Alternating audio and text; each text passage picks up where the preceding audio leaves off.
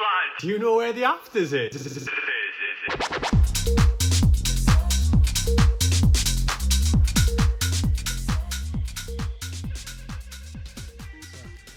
How you feeling? I'm good, mate. How are you? Really good. Yeah, I've been looking forward to it, mate. Yeah, same. It's been I think, when did we first make contact? I was trying to think about that yesterday, actually. I think I first... It seems like years ago, mate. I think you were on my radar through last winter because you were very close with Kai. Yeah. I think that's where I picked you up from. Yeah. One thing he's very good at is pushing people he believes in, and I think I picked you up from his He's a page. top bloke, isn't he? Yeah, and then you came to London and I went to Ibiza. Yeah. Yeah. I've got a lot of time for Kai, actually. He was a big part of helping me bring, my journey through from just something very low level to sort of where it is now. I've got a lot of time for him, and he was the one who really introduced me to Ibiza as well. Really? Yeah, like beforehand, I'd been before, but not experienced on a sort of sober level, seeing Ibiza. Well, there's such a big difference between living there and trying to build a life that is, fruitful in the long run, and going there for a smash up with the lads. It's two different conversations, two different places completely. Yeah. And Kai actually said to me, we had a boat day. Kai and my friend Matt Blewett, who owns LDN East. Yeah. We had a boat day, us three, and Matt's partner and her friend.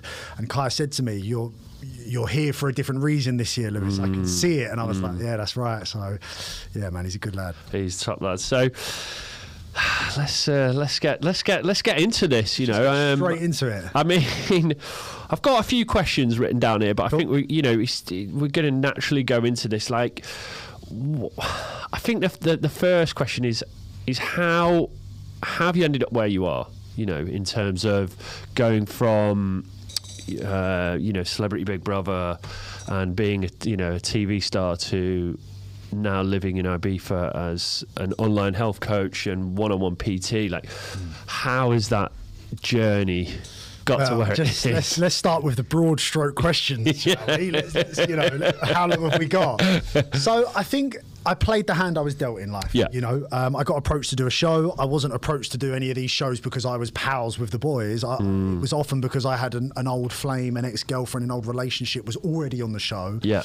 And I was then brought in for whatever reason. Yeah. Whether that was to shake things up a bit or to come on and do whatever I do. And I played the hand I was dealt, and it taught me a lot. The lessons that I gleaned from those experiences is where the value is for me. Now, coming into the coaching that I do, the first thing I say to my prospects or new clients is, I'm not here to turn you into a bodybuilder or a sub 3 hour marathon runner.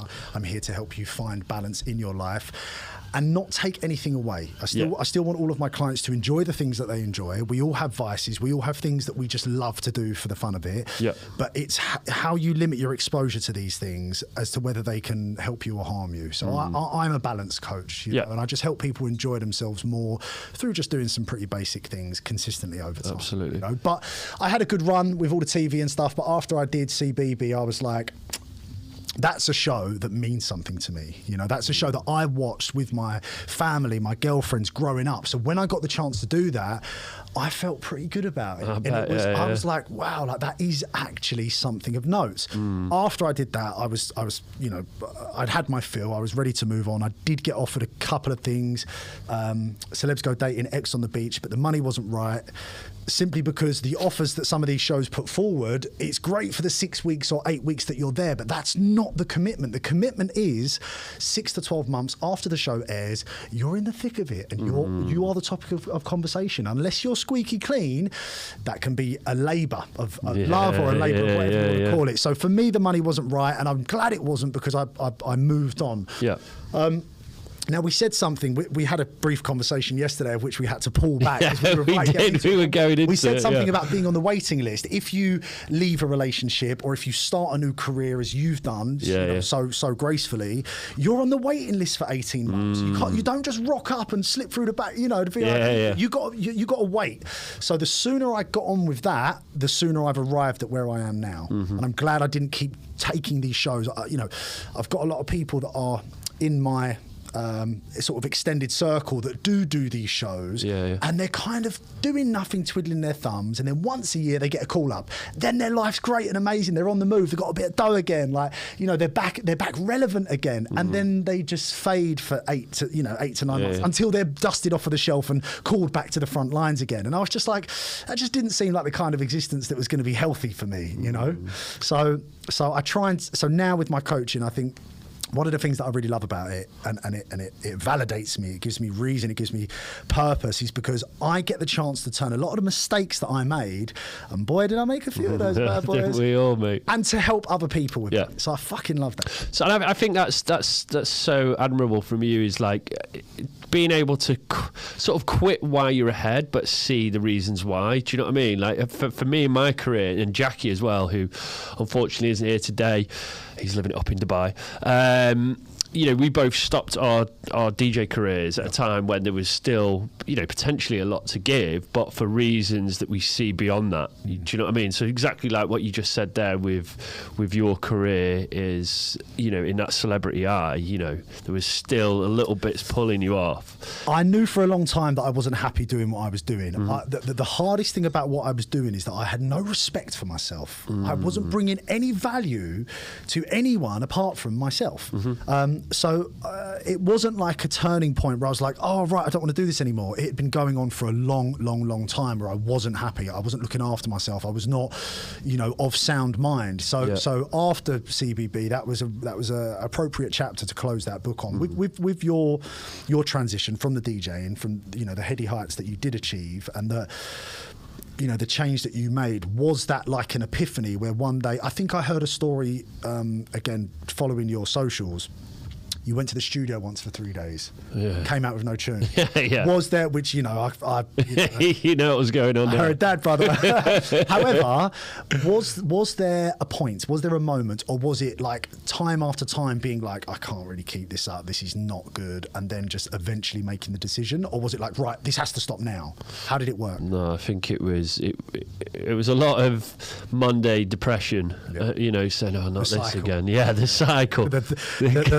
Monday feeling like shit, Tuesday, Wednesday, Thursday climbing up again, Friday I feel fucking good. That's it. I hear you. You know, I think it wasn't until I really had a long period without that, then I realised, okay, something needs to change. And when was that? That was the I don't know the right word. What do you say? COVID? Do you the COVID situation? I don't know. The pandemic. Yeah, that's it. Yeah, that was it, mate. You know, because then there was no gigs about. So we're gonna have to be careful if we get into COVID, because this podcast could take a very left turn here. And we talk about no fitness. It's just the theory. Yeah. So, but yeah, that was a crazy time. Isn't it funny now sitting here, having done this summer and last summer relatively back to normal? Ibiza's definitely changed and been massively affected by it, especially with Brexit and then COVID. It's very, very different landscape for the English out there.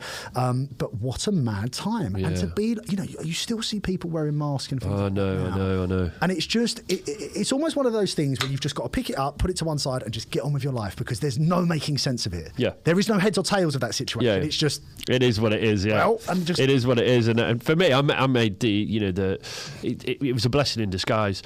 But just going on to that, it's, you know, mentioning Ibiza. When was the first time you went to Ibiza? Very good question. So 2012, I went. So I was a Marbella lad, right? So from the age of 15, as you can imagine, right? So from the age of 16 years old, me and all the boys from Rodin Valley, we went to Marbella, and I remember landing at about 10. It's an hour drive from Malaga Airport, driving down to Porto Banús, spiking up my head, little like a vest on and that, and I remember going out like the fucking in-betweeners, and just being like, oh, I kind of like this, you know? I've got a very deep relationship with Spain. When my mum and dad split up when I was 17, I moved to Marbella for 6 months. Okay. I then moved to Portugal, to the south, place called Almansil, for 3 months. And I felt the sweet sun on my skin. And that's always been home for me, like just that environment. Even being back in London now, it doesn't feel like home for me. I mean, I'm from East London. I'm born and raised. You know, 30 years I lived here, and I've been off in different places for 3 or 4 months at a time. Being in Ibiza this year, I've been away for 6 months, and I've got the things done that I wanted to achieve over the past few years. That happened for me this year in Ibiza. So I've always had a very different relationship with Spain itself. But I went to Ibiza in 2012 with 8 of my friends. We stayed in the Ashaya. I was behind the main stage, and it was fucking hell. It was hell because you can't get no sleep. You can't have a night off because you got David Guetta out there, not even plugged in on the decks, like giving it a big lick. So you can't sleep. But I got about 3 days in, and we hit it hard. Like, we had no sense of, control. It was, fucking hammer and tong from as soon as we landed. So I got about 3-4 days in, and I had this old high school flame. We were friends for many, many years. We ended up dating. We broke up. But I called her about 3 days in, and I said, we were still pals. I said, listen, if you don't come out here, I'm fucking coming home. So she came out. I had a couple of days off, and then we were back out having a good time. But the experiences that I had when I first went with my mates was so different to how I approach it now, because living out there, you don't spend much time in Bossa, or kind of San Ann or anything like that. I never really did, but Bossa is where we stayed. It was always a Shire, hard rock, like working hard for 4 months and then spending every penny that I saved for 10 days. We would call it, when you go out and you go hard, you ring the bell. So we'd go to Ibiza and ring the bell for 10 days. And then come back skin. Yeah. But that is the story of a lot of people, I think. But having lived out there, one thing I love about Ibiza is that it's different every single time. And the experience that I've had this year, Sean, I can't tell you, I've learnt more, I've met more people, I've seen a completely different side to the island, which is a bit cliche, but it is true. And I wasn't there for the week 10, this DJ's playing, so on and so forth, So I had a really wonderful experience out there, and I've achieved some of the landmark things that I've wanted to happen for some time, and it feels like home. Yeah. So if I had, a highlight reel of 1 minute of my first trip, and the highlight reel of this summer, just be it's like different planets. But I had a funny relationship with Ibiza when I'd first go, because it would take so much of your energy and so much of your happiness. It almost felt, I'm not going to say forced, but you'd have to really take a deep breath before you went out there, because you're going to go and have an amazing time. You're going to meet loads of people, but you're also going to be redlining your health, for a long time. So, and it's like 8 days. And your bank account. Well, exactly, yeah. 6 days, 8 days, 10 days. My worst time out there, which I think it's because it was much later that we did this, and I'd seen some of the other more calmer sides to the island. My brother's stag do 2017, we went out 25 geezers, and it was hard work, boy, let me tell you. To the point where they all got on the plane to go home, and I was asleep, and I walk by this bench every time I go into Ibiza Airport now. I put my phone on charge with one of the desks, and I said, I've got people coming, we're getting on a plane in an hour, I'm just going to put my phone on charge, let me know if it rings. I woke up about 3.5 hours later, loads of missed calls from my brother. We're on the plane. Where are you? So I was just like, oh fuck. And every time I walk into Ibiza Airport, I see that bench, and you laugh and cry, didn't you? But that was heavy. That was an intense time, and I don't really do the whole right, we're going to the club, we're going out with 15 of us, we're going large. I kind of get in, I like going with 1 or 2 mates. We kind of bounce off and do our own thing. We know loads of people in there anyway, so you ain't got to worry about each other. But I can't do the whole walking through DC10 Garden, Larry's gone to the toilet, let's wait for him. 45 minutes have gone by. Now Derek's gone, and it's like, I just can't stand all that. I like to go 1 or 2 or 3 of you, keep it streamlined, and bounce around and meet people and stuff, So it's like a pinboard of different experiences. Every experience is different, but by far my favourite time was the past 6 months that I've spent there. It just feels like home. It feels like home. Absolutely. Are you excited for the winter? I'm more excited for the winter, especially after the conversation you and I had yesterday, than the summer, really. I had some moments in the summer where I was sitting there and I was like, everyone's going out all the time. I like to do my work and get on with my training and stuff. Is this the right place for me? And some things have happened in the past 4, 5, 6 weeks where I'm like, this is definitely the right place for me. One of those is the Hub.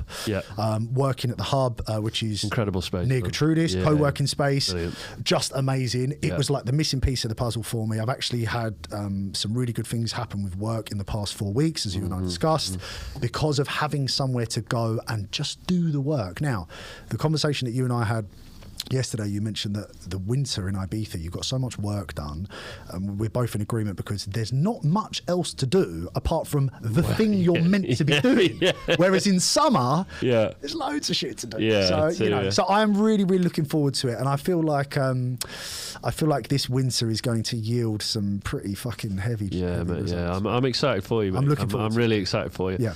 How do you feel? Do you feel that your approach to fitness has changed at all, especially within your coaching, like living in Ibiza, especially for the summer? Like, because for me, I've only done the winter out there. You know, I've been over loads in the summer, but only for week periods. Do you feel that it's changed your approach to fitness being over there at all?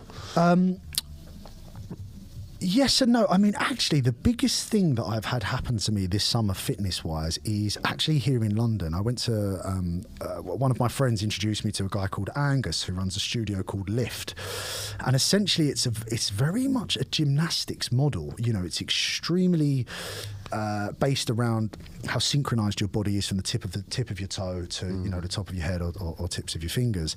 And I had a class with a guy called Fraser Santi yesterday, and it was very primal movements, very different to what I'm used to doing, and it was absolutely fantastic, and I really, really loved it. In fact, I woke up this morning and I made a note of some of the moves we were doing yesterday. Nice. I woke up this morning and repeated some of those, and that's something that I'm very much looking forward to getting into. I'm strong and I'm fast, and one thing that I want to do is improve my endurance. So I'm running 10Ks with the Runner app at the moment, and I'm building that up. I'm doing like 6Ks most days, and Sundays I go and do a long run.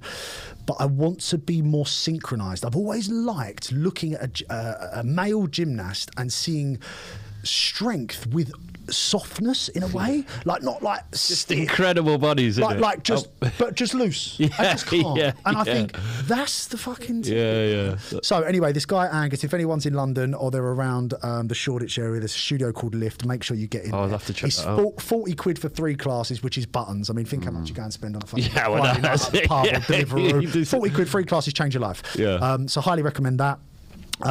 With my clients, again, I've been training for some time, so I'd like to sample different things and sometimes I'm doing this, sometimes I'm doing that, sometimes I'm boxing, sometimes I'm running, sometimes I'm lifting heavy. That changes with where I'm at, what I have access to, and what I'm trying to achieve. But with my clients, it's very much about the basics. It's very much about full body, 3 times a week, a little bit of core work. I think 2 S&C sessions, lifting heavy weights, 2 cardio sessions, and 2 mobility sessions. If you can squeeze all of those in, whether you're training for 3 days or 6, if you can do 2 S&C, 2 mobility, 2 cardio, follow a good food plan, get your sleep, get your water, get your steps in, and also find room for the things that you enjoy, your pizzas, your burgers, your whatever else you want to add.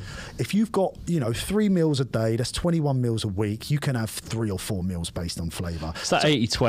Exactly. So those are the basics that I push. Now, when I'm PTing and I have the chance to work one-on-one with someone or coaching classes and things like that, then I feel like we have more room to explore what this person wants and work and learn from each other. But with the coaching, I really believe it's about getting the basics right. Absolutely.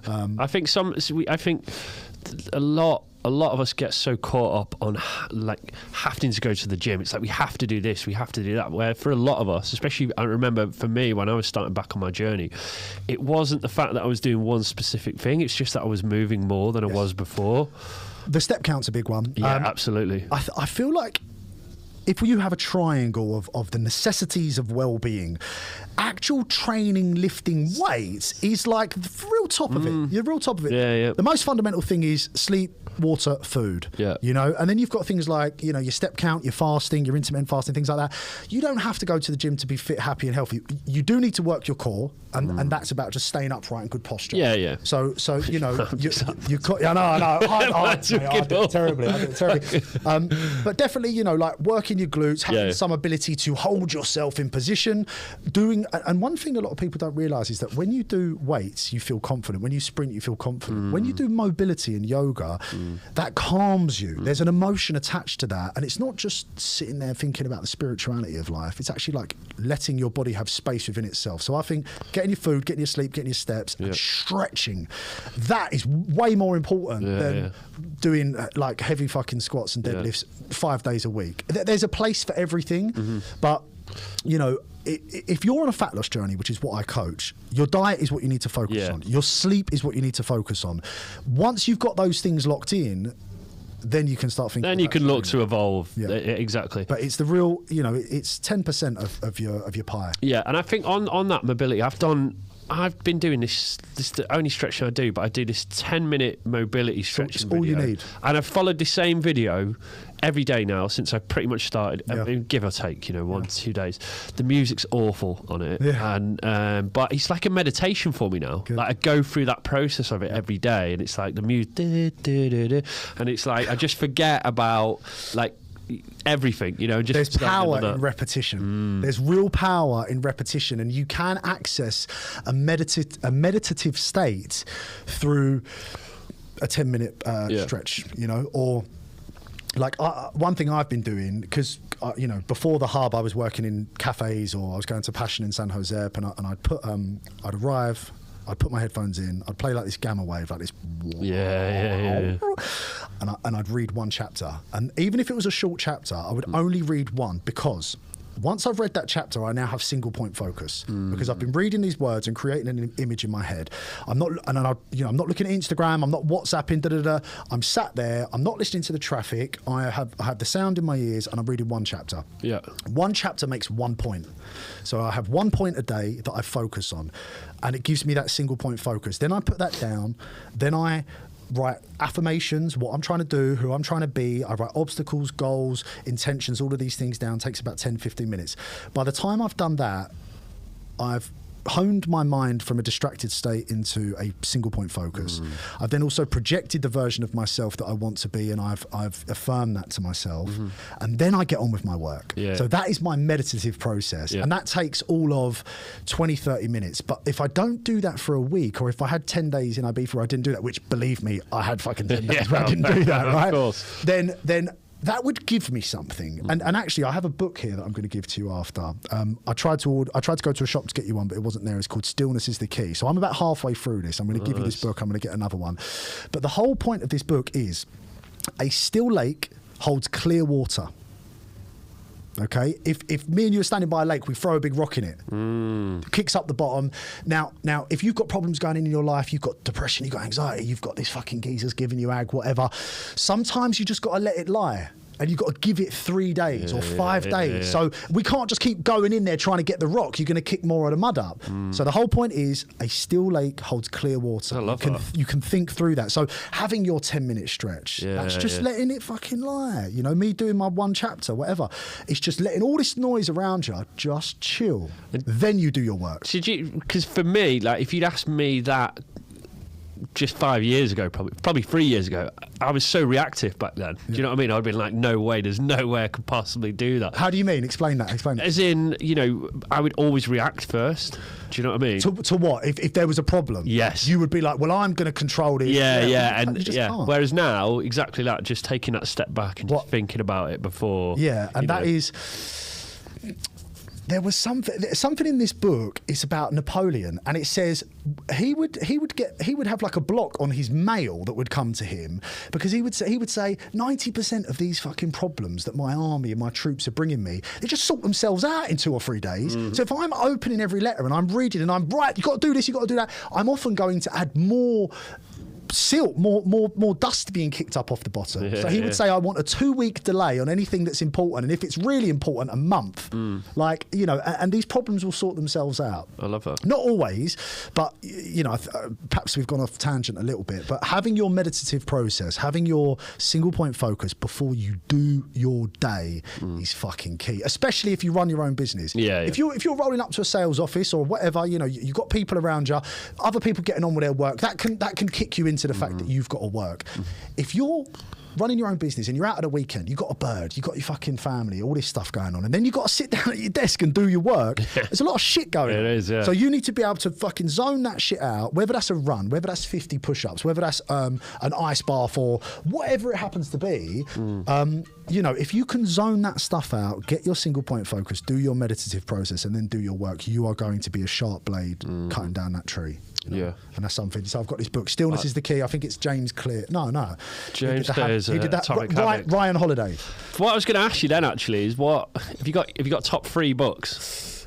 Because I've just started on Audible actually. Yes. Sorry, Mal. That's all right. No worries. On Audible, because I wasn't enjoying the reading process, but since I've got an Audible, I've done 6 books in less than 3 months, which is more than I'd done previous. So, a couple of points that I want to make about Audible. Audible's great if you're running, doing a podcast, things like that, but how much of those 6 books have you absorbed? Because if it's in the background when you're doing other stuff, maybe it goes in more. I don't know. But I'm doing it a lot when I'm sat on the tube, basically. When I'm sat there doing nothing, because otherwise, if I'm doing it and I'm trying to take notes as well as something else. So that's the thing for me. Like, I'm an avid reader. I'd read all the time, but then I find I'm reading these books again, and I'm thinking, I forgot that. So how well have I absorbed it? So now I just do maybe 3 or 4 times a week. I'll do 1 chapter a day, and I will ponder on the chapter. I'll have a think about it. But I like that. I like that. One chapter, 1 point. I absorb that. That's the lesson for the day, and then go again. It's not about trying to chomp through the book. I mean, some of the chapters you read, they're 4 pages long, so it's like I kind of want to read more, but you just get it's single point focus. You get on with your thing. One of my exes bought me a book called Tools of Titans. Tools of Titans, and I think that's perhaps I think it's Tim Ferriss.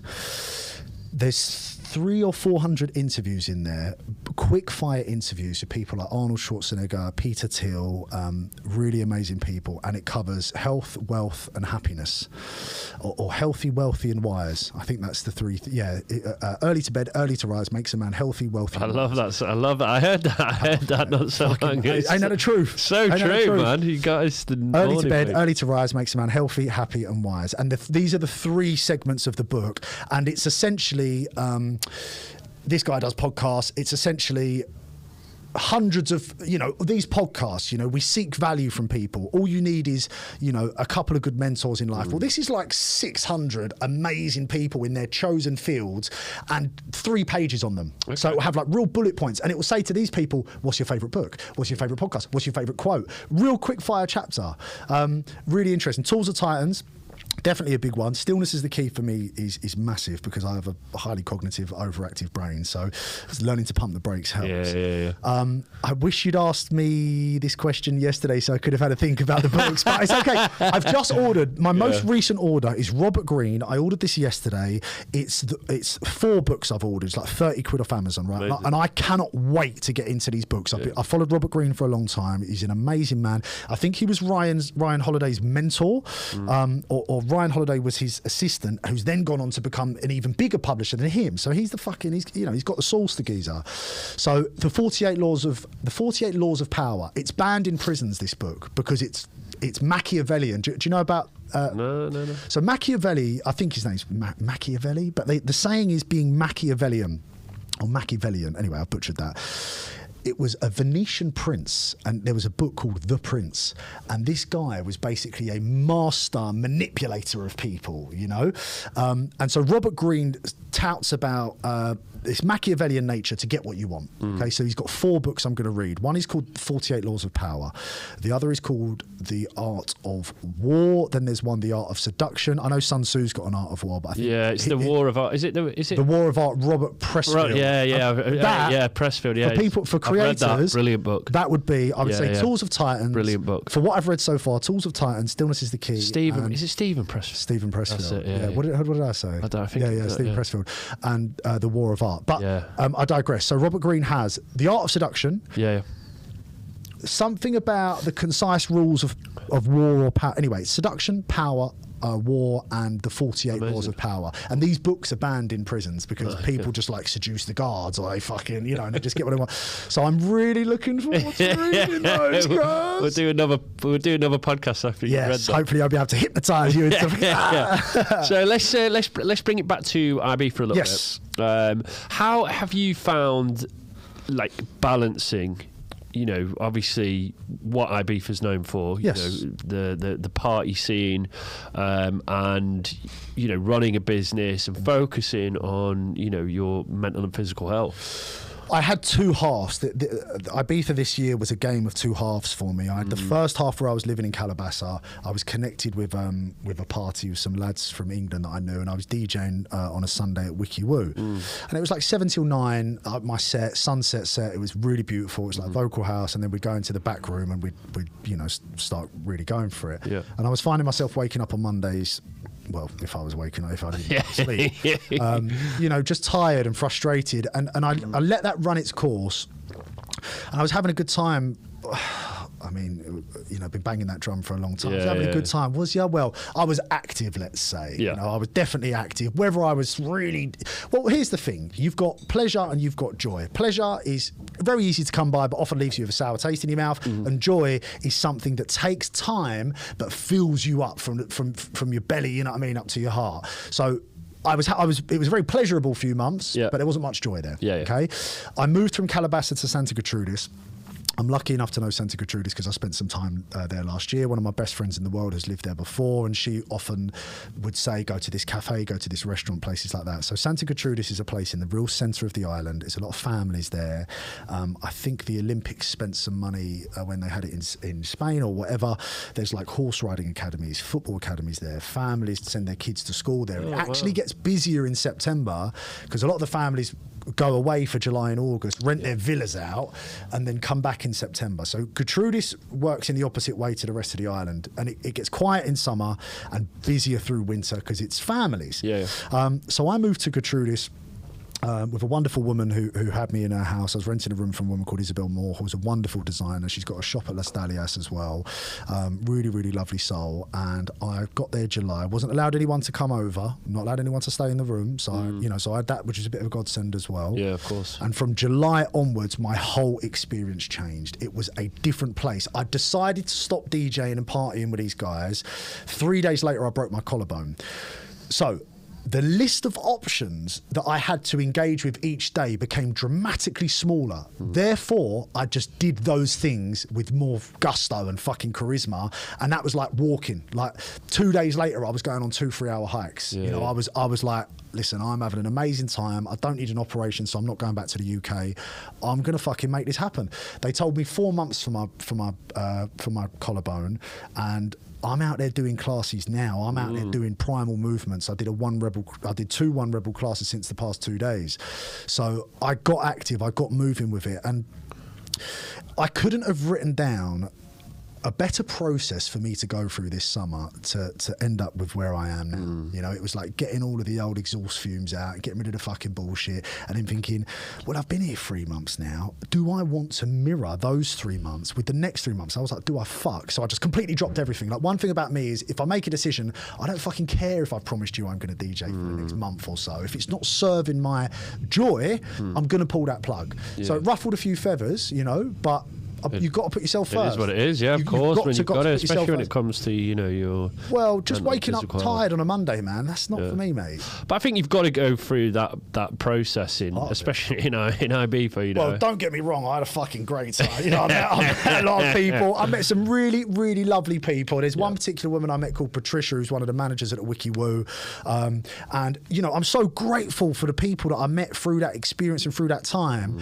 And it was great for 2-3 months. And maybe I will DJ again in Ibiza, but I wasn't able to get on with my work. And our bond, our connection, our energy that we have is I think it's much the same. It's that we did have a little go at doing all this kind of stuff, but we found this thing that like the longevity and the actual fact that, we're running our own businesses, we're helping people along the way, we're turning our mistakes into something of value for others, and there ain't no end to this. It's not like, oh, you've got 10 years at this and then that's it. It's like, no, you can, as long as you are learning and reading and studying and working on yourself, our line of work can just continue to grow. Exactly. So when you weigh up that, DJing every week, but I'm not the guy that goes to the club to DJ sober. That ain't me, fucking shit. You get nervous, you get anxious, you want to take the edge off a little bit, bro. I don't give a fuck who you are. No. Anyone saying that they just love DJing. So, I mean, obviously there is DJs out 100% there are. But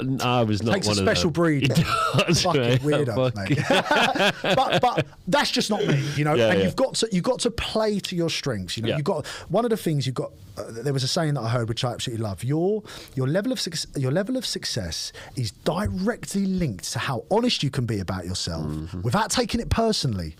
I can't go and DJ. I might do it once or twice, but if I'm DJing 10 times, 8 times, I'm going to have a drink. I'm going to party after. I'm probably going to spend the money that I've earned doing the set. And it's just like, well, where's the rub? Where's the longevity here? So after like, I think 10, maybe 8 weeks, 10 weeks every Sunday I'd done it.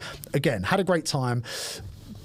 And if I was 23, 25, I would have kept doing it. But I'm 33 now, and I was just like, nah, man, I'm getting back to the grind. So it's not what you went over there for, is it? No, but, not at all. So what this one thing I'd say is how do you bounce back from a session?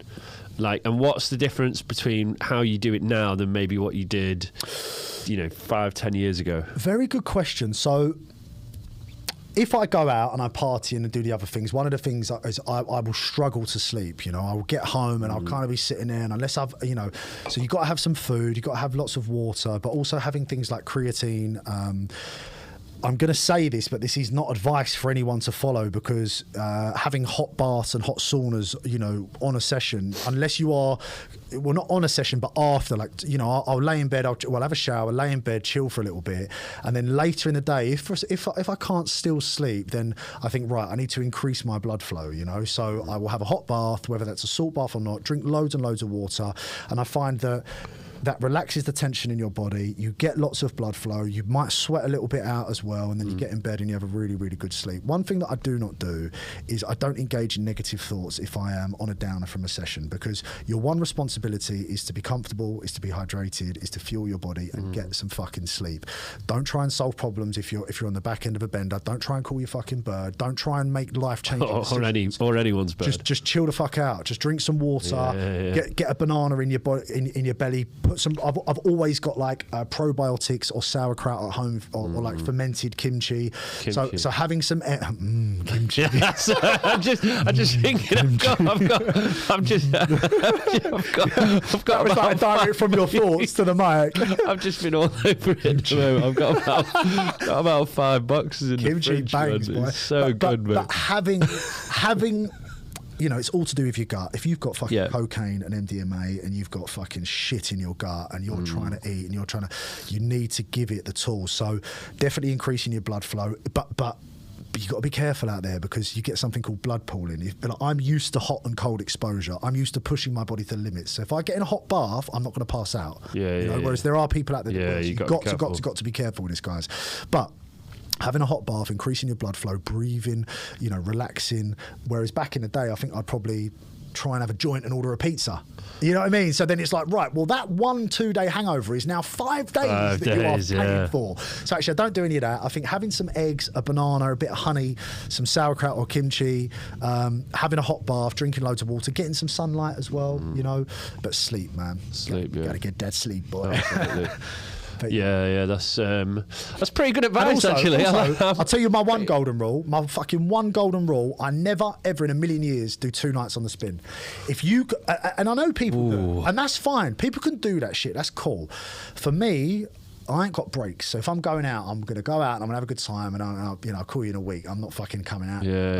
But I think that comes from my horrors of the first IB for holidays that I had, where it was like 8. Well, when you say 8 nights out, it weren't nights out. It was days and fucking. It was just. You know what I mean? Yeah, but I never did the whole like roll over straight to the club thing. Like I might stay up and like crack on, but come 7-8 bells, mate, I'm fucking going to bed. You know what I mean? I'm not rolling for days. I've never ever done that.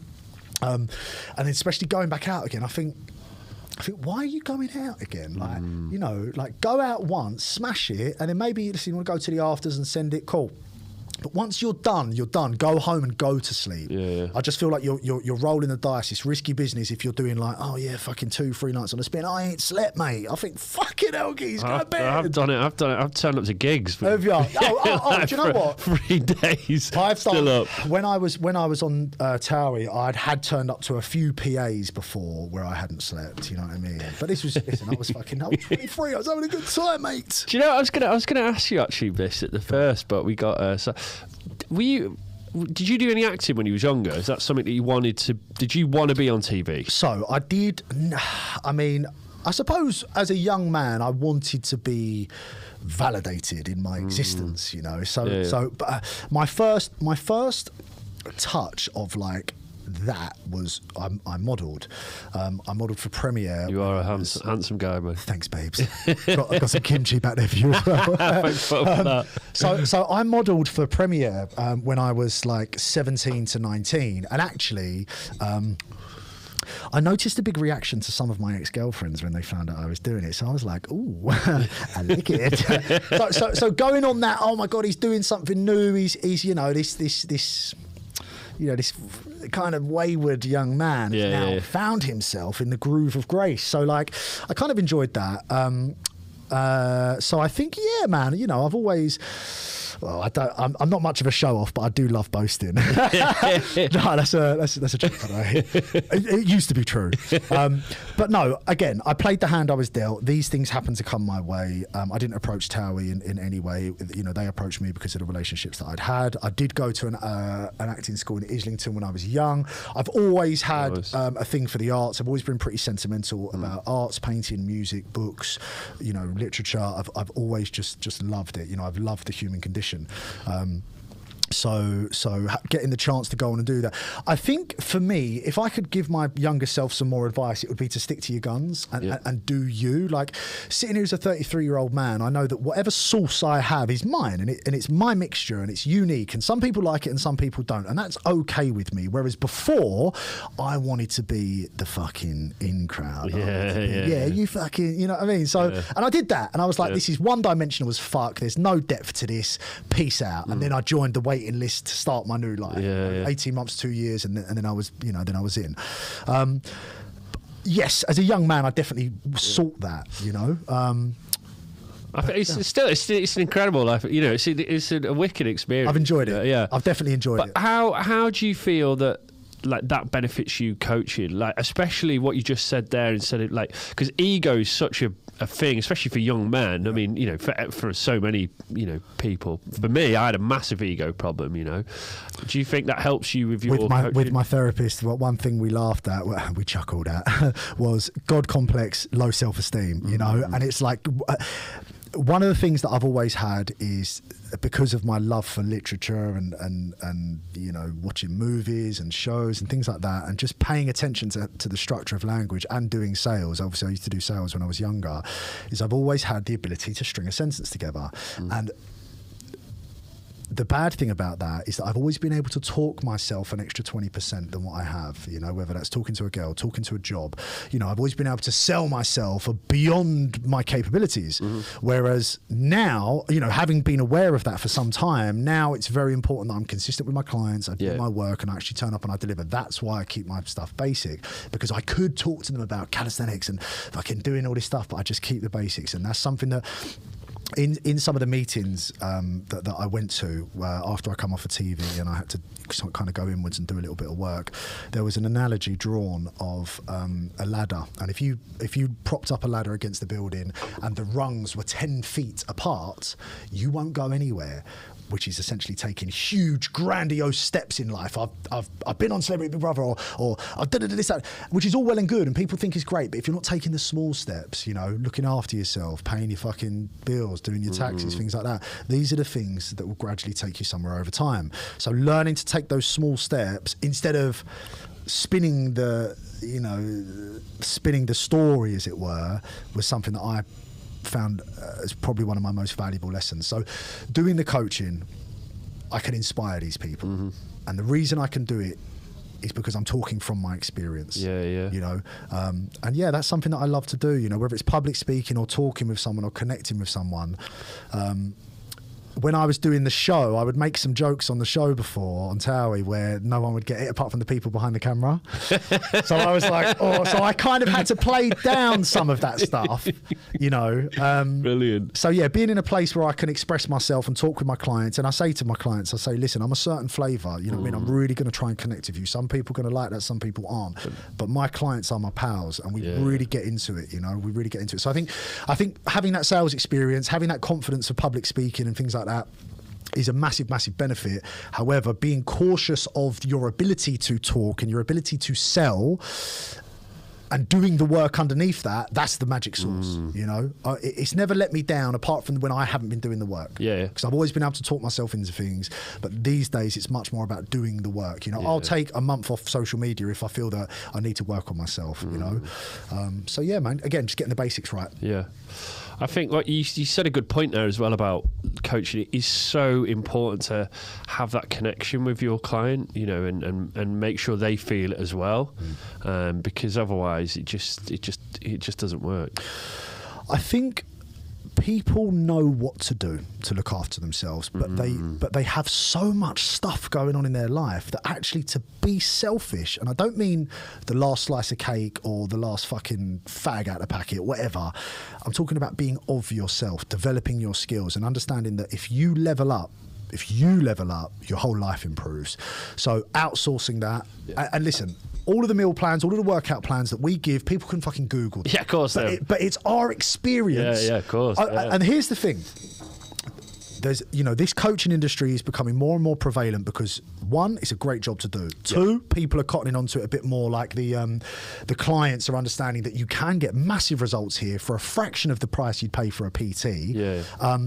But there's a lot of people that used to do like play rugby semi-professionally or play football semi-professionally or this or that. And I think, well, what fucking experience have you got dragging yourself out of the depths of hell? Exactly. Like addiction, depression. Like, exactly. Listen, if you're going to take an athlete and you're going to turn them into an elite athlete, great. What about a geezer who's never been in the gym? What about a geezer who looks at himself and thinks, you fucking you know, like who berates himself with negative vernacular? Like, they need someone that's been there. They need someone that's been in the depths, you know what I mean, and worked themselves out of it, or is potentially still working them out of it.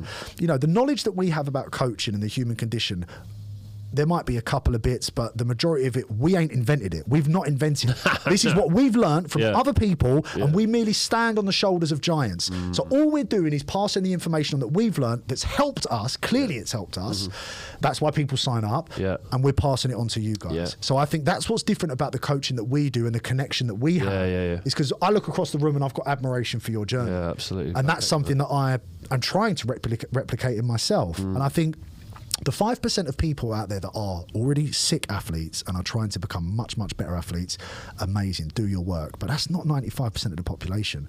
I'm here to help people that want to enjoy their life more. And they're going to do that by a little bit of movement, watching their food, and practicing some basic habits. You know what I mean? That's the message. But I think that's what's really exciting about, you know, your coaching is just the fact of the vast experience you've had with, you know, with the extremes of life. And again, I think that's for myself, that's what stands me out, you know, from just like the footballer, the guy that's had abs since he was 10 years old or something like that. In your deepest, darkest moments, did you ever think you'd have X number of clients and people messaging you going, thank you so much for changing my life. My wife is so happy. I've got a better relationship with my kids. Take yourself back to that moment where you woke up. Well, you didn't wake up, but you're sitting there going, you fucking done it again. Again. And now look, and listen, all the money in the world, mate, I don't care what fucking job you do. Helping another human. Really, not just giving them a pep talk. Not just going, come on, mate, you're all right. I'm saying, listen, 4, 5, 6 weeks, 8 weeks, 12 weeks work, helping another human being sort their life out. And them going, even though they're paying you, them turning around and saying, listen, I really appreciate it. Thank you so much. For me, it's the best feeling. For me, it's the ones where they talk about the drink and drugs, because, you know, that, for me, it ruined my life at the end of the day. Well, you know, it nearly did. And that's what really gets me, is when I get messages on a Monday saying, I stayed sober again, you know, I didn't get on it, and I had such an amazing weekend, and I didn't really do anything, but I didn't, you know what I mean? And that, I think that's well, I think I have to commend your bravery, because I've been, you know, in the public eye for some time, and I hold a lot of myself back from public opinion. You know, often when people meet me, they'll spend 5 minutes with me and go, "You're so different from what I thought." And I go, "Well, yeah, because it's safe to say if you know me from one of the shows, then you don't fucking know me, right?" So I hold a lot of myself back, and I'm sure you do as well. But you also, you do talk, and you did mention, you know, that there was a slight detour, let's say, from the main path a few weeks ago, and I've got big respect for that. And I've always found being truly vulnerable and truly open in the public eye is like throwing a stake in the lion's den. I found it really fucking difficult to be that open, you know. So I don't go into too much the drink and drugs thing, you know. I mean, I'm not sober, you know. It's not something that I, profess to be. No. You know, I've been to AA meetings and I've done my work when I needed to, but I always said I kind of wanted the 6 steps, not the 12. I wanted to choose when I would engage with these things as a celebration, as opposed to self-medicating. My goal was to stop self-medicating and start celebrating life more. So unless I have a few clients that I'm really, really close to, and we're talking in general things, I try not to, simply because it's still, drink and drugs are still a part of my life. It's not something I try to preach too much about. You know, I try to say to people, look, that's not the problem, but limiting your exposure to it, or if you're engaging in something too much, too often, without balancing out life on the other side of things, then you're going to fuck yourself. You know, if you're going out drinking and doing drugs, but you're not having a hot bath once a week, or doing cold exposure, or running, or reading, or if your whole life is based around doing drink and drugs, you're playing a fucking losing game. Right. So that's what that's where I'll get involved. But if people are, I mean, I suppose we can't really go too much into clients and what their situations are, but do you find a lot of your clients come to you for I think quite a lot, just because I talk about it quite openly, but I don't you know, I'm not saying that everyone has to go sober, you know what I mean? I don't think that is, you know, it's not something that I'd say to anyone at the end of the day. I think it's just, if you have a problem with drink and drugs, like for me, I could go out 9 times and nothing would happen, but inevitably that 10th time something would happen, do you know what I mean? And it would be you know, quite extreme, and it would end up ruining some sort of situation. So I think that's what it depends on for someone who does drink and drugs, is like, you know, how is it affecting your life? If you can go out, have a good time, and just crack on with your life the next day, then do that, do you know what I mean? But if you're doing it week after week and, you know, it is affecting your health, then obviously that's an issue. I think coming back to London, one thing that I've definitely noticed is that there's very little stimulus. I've had 2 people be highly aggressive. I like this. We mentioned this. I've had 2 people be highly aggressive to me today. The first one, I was in the car with my mum this morning. We was going to get a coffee. Pulled round a roundabout. Someone pulled in. It was a young kid, must have been 22 years old. He's in a 69 plate Q3. He's got 3 people in the back seat, all tinted out, and he's going wanker. And I'm just like, my mum's like, order, and I was just like, just fucking let them go, man. That's their only validation of the day. They're out with their mates. I said, was you indicating? She went, yeah, I was. And this kid just rolled back out and wanker, and I was like, just back off a little bit, let them go, because getting involved in anything they've got to fucking talk about ain't worth it. Next, I was on a line bike coming to the studio.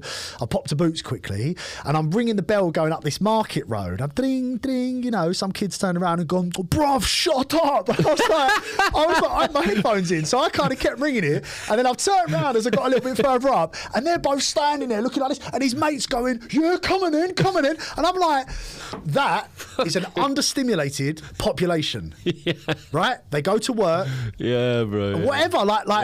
Life's more than just going to work and fucking sitting on your PlayStation and going to the club. Like, you got to get out there, you got to connect with nature. And I was like, the thing is, if you spend too much time in that environment, you lose perspective of the fact that it's all fucking nonsense. So then your validation comes from, right, I've had a couple of months now. A few people have had a little pop at me. The fucking ticket inspector was a bit rude to me the other day. Next person who's they're getting it. Oh, yeah, right. So then, and then you've got to get out of London. Because then it's got you. Then it's got you. Now, one thing I've noticed since coming back, There's bins everywhere. Has there been? Yeah, mate. Has there been? There's been a strike. Has there? Yeah, was that what's going on, bro? Because I'm sitting there, I'm walking around on Sunday. Yeah, we've had a really lovely day in London, me and my mate, and I'm thinking there's fucking bins everywhere. I've gone, oh, it's Sunday, market day. Now I'm walking around. It's Thursday. I'm thinking, boy, there's bin juice everywhere. I'm going. This fucking stinks. Mate, you should have seen it in Whitechapel, what is going on? Fuck no, there's been a strike or something. And is it on the news? Well, do you know what? It's one thing I try not to read the news now. It's rubbish, isn't it? Sorry. We didn't script that. Oh, no, but shocking. because when I see this all the time on the tube. People just reading the paper, right? Filling their face full of shit. They don't even need to, really, do you need to know that? They could be educating themselves. Yeah. You know what I mean? They could be reading something that's stimulating the brain for a more positive purpose.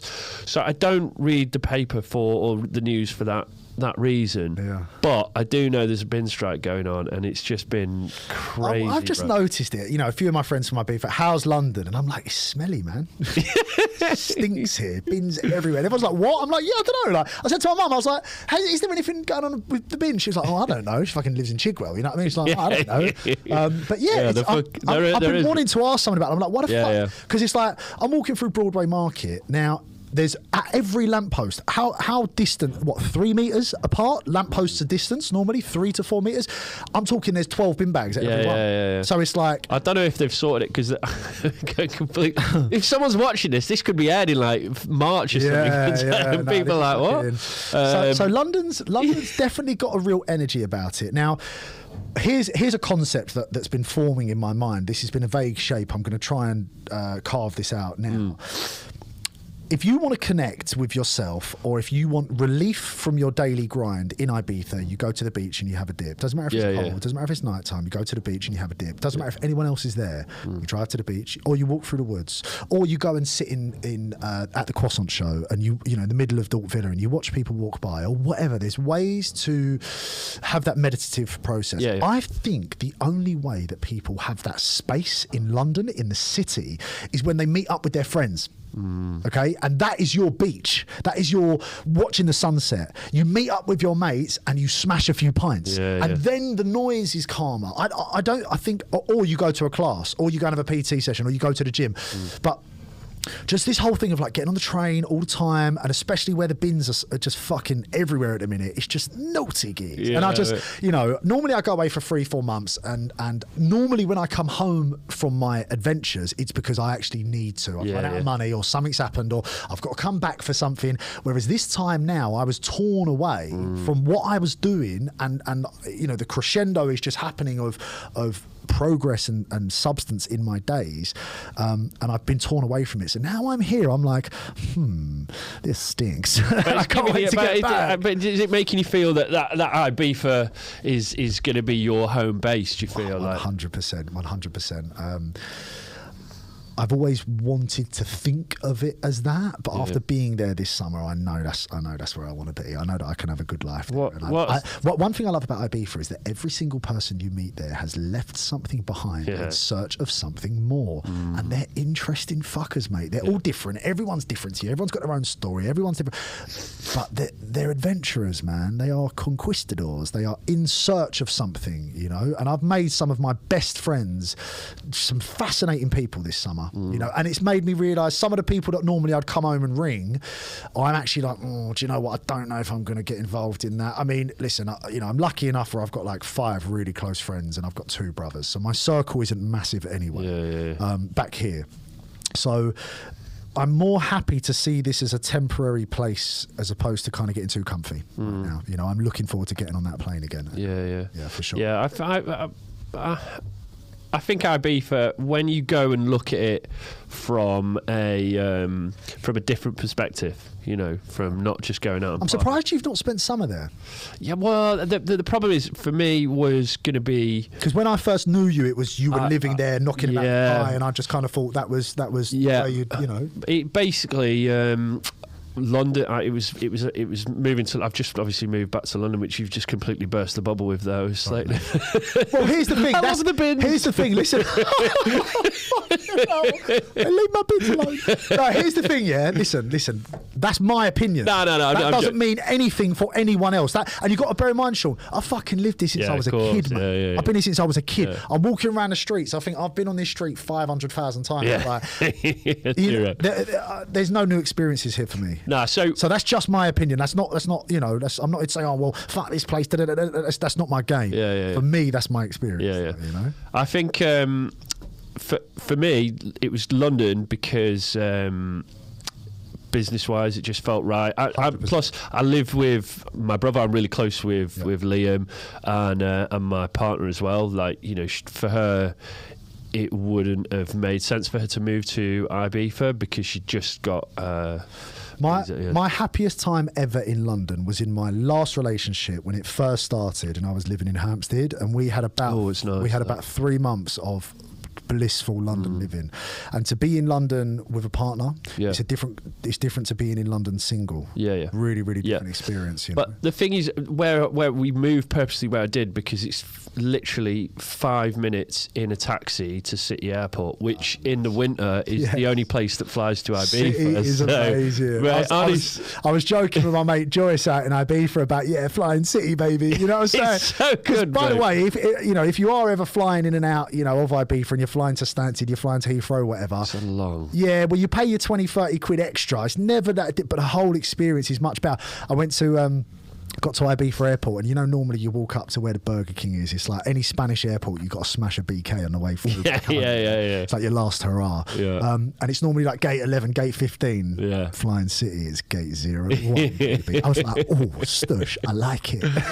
So last time when I went to Ibiza in July, I got it was because I'd obviously just moved back to London. I got a cab back, and I got off the airplane. I think it was like 19:39, and I was home by 8:10. Sick.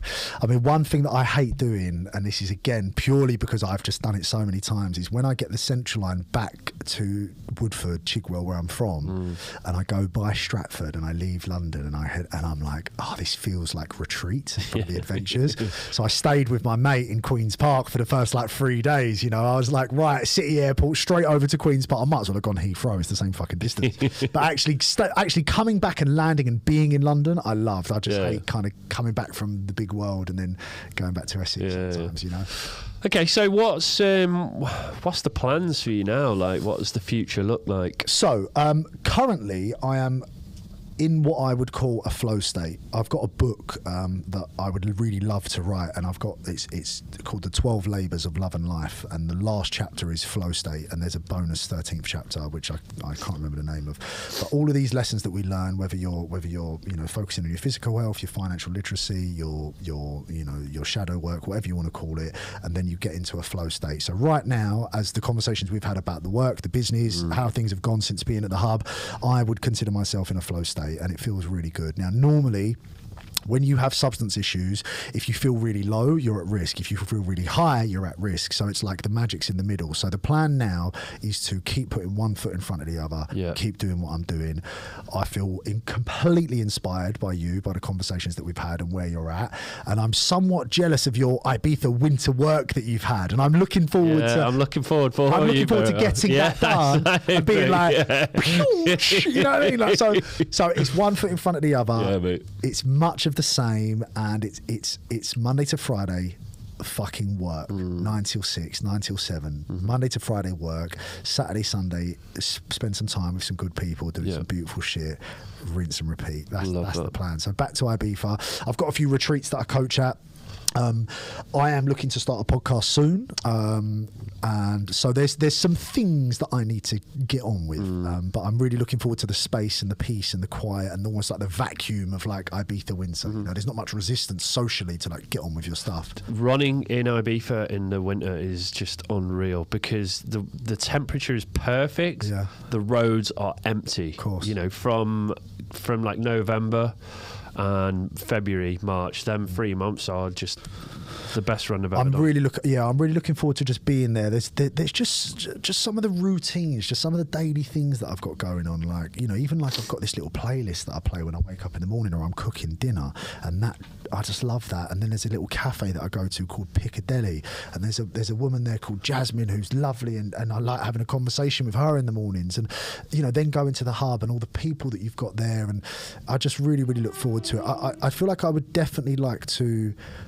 spend some time in Bali. I'd definitely like to spend some time in Australia and Thailand over the next few years, but I see myself, I think what I want to do, I feel like I'm doing now. Yeah. I just want to keep doing it, which is actually one thing about working online and traveling abroad and doing this kind of stuff and doing this kind of lifestyle. You've got to be very careful that you don't slip into the frame of mind that the answer is in the next place. I was going to go to Bali this winter, and I just decided that I can't afford to have 6 weeks of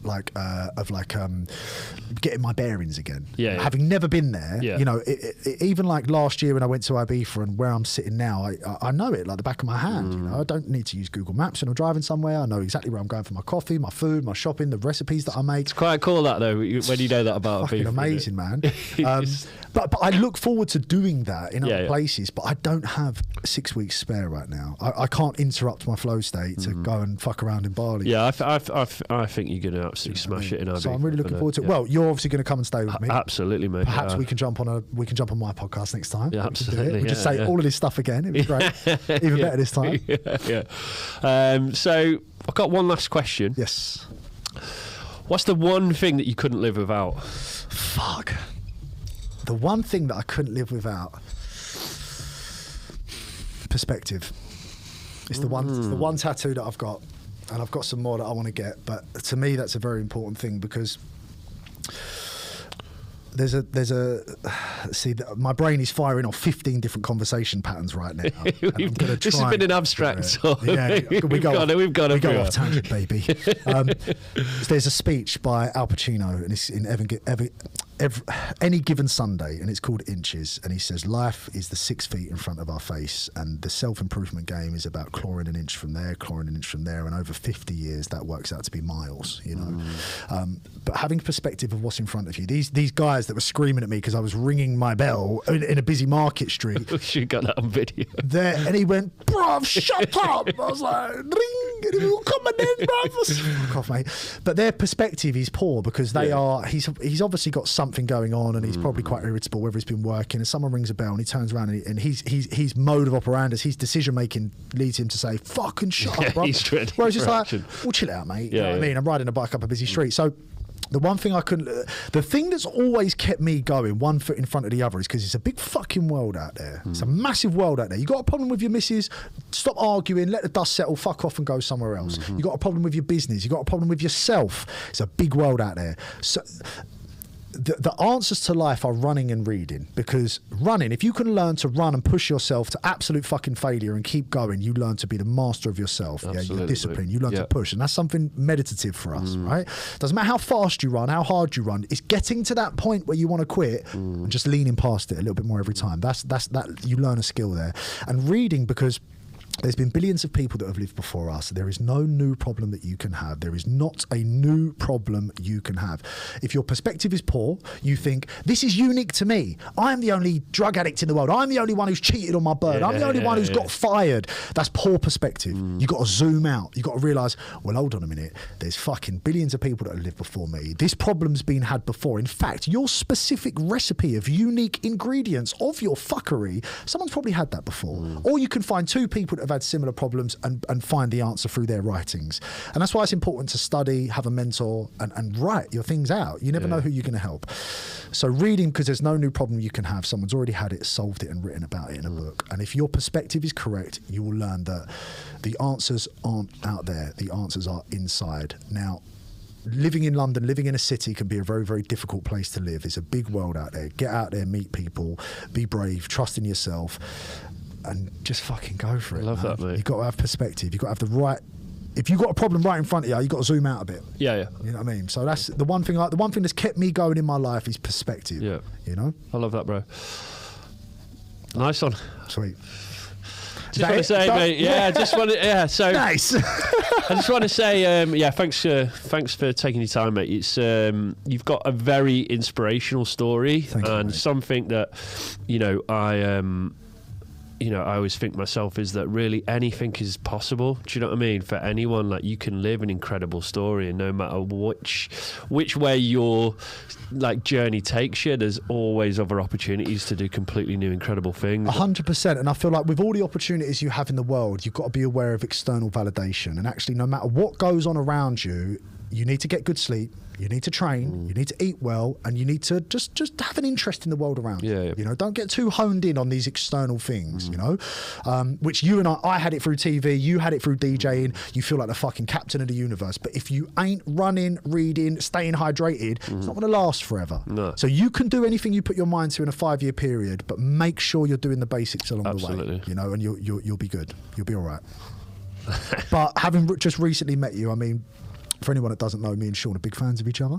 We've been Insta boyfriends for some time now, and actually this is apart from we met yesterday and we started having a conversation, we had to pull back. So this is our first proper conversation. It is, we will 100% be doing more conversations, 100%. More work together in future. And yeah, man, keep fucking cracking, brother. Big love. Pew. Nice one. Does anybody know where the afters is?